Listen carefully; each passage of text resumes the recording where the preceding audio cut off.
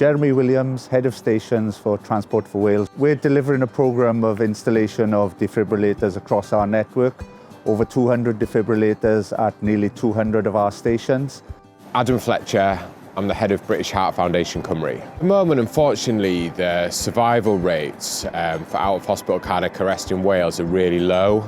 Only about 5% of people survive, which is much lower than in other similar countries. One of the reasons is there's not enough defibs, and people can't always access a defib in an emergency.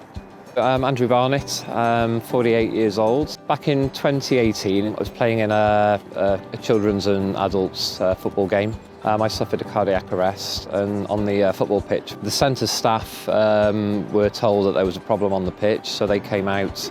They actually brought the defibrillator with them. It was housed in the leisure centre itself. Having a network of defibrillators across, public places is absolutely crucial and key to keeping the local population safe, because cardiac arrests can happen anytime, any place, anywhere. My name is Carl Powell. I'm the clinical support lead for cardiac care for the Welsh Ambulance Service in Wales. Anybody suffering from an out-of-hospital cardiac arrest, their chances of survival decreases by 10% for every minute that goes by without somebody doing CPR or a defibrillator being used on them.